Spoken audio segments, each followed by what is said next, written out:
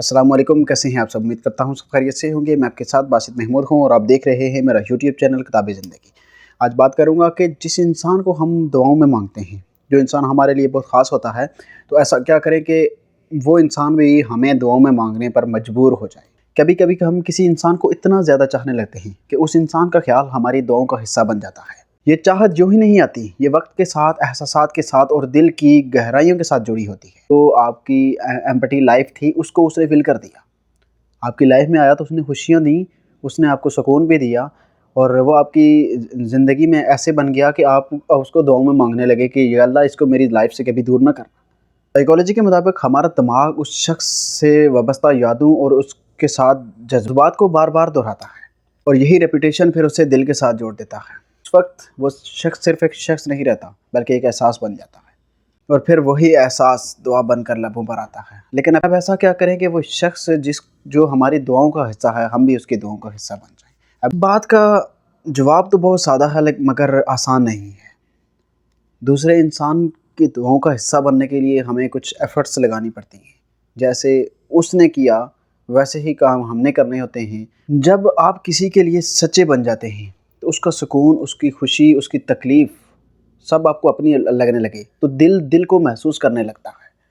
आपके दिल में इतनी ख्वाहिश है कि कोई इंसान आपको इतना ज़्यादा चाहे कि आप उस इंसान की दुआओं का हिस्सा बन जाएं। ये मुमकिन तो है, लेकिन इसके लिए सिर्फ मोहब्बत काफ़ी नहीं है, इसके लिए खलूस और किरदार की भी बहुत ज़्यादा ज़रूरत है।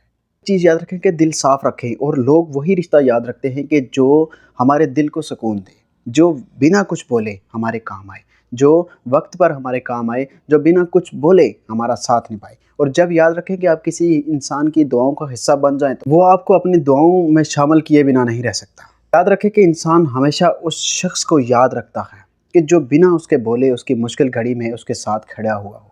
आपने मोहब्बत ज़ाहिर नहीं करनी उसके साथ, आपने अपनी मोहब्बत को महसूस करवाना है। उसको ऐसा महसूस करवाना है कि उसको लगे कि आपकी मौजूदगी उसकी लाइफ में सुकून बनकर आई है और आपकी गैर मौजूदगी उसके लिए बेचैनी लेकर आती है।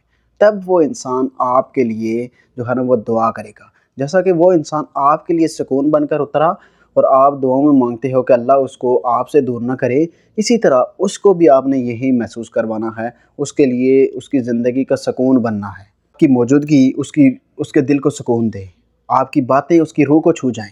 आप अपनी नीयत साफ़, लफ्ज़ नरम और अमल खालिस रखेंगे तो वो इंसान आपको खो जाने के डर से रब से मांगने लगेगा।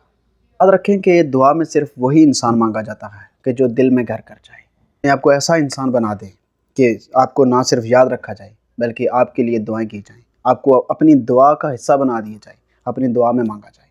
तो अपने किरदार को ऐसा बना दें कि लोग आपके लिए दुआ करें और जिस शख्स को आप दुआ में मांगते हैं वो इंसान भी आपको दुआ में मांगने लगेगा, अगर आप उसका सुकून बन जाते हैं। तो इसी के साथ मुझे दीजिए इजाज़त। मेरे टिकटॉक फैमिली मुझे यूट्यूब पर लाजमी सपोर्ट करे। अपना बहुत सारा ख्याल रखिएगा। अल्लाह हाफ़िज़।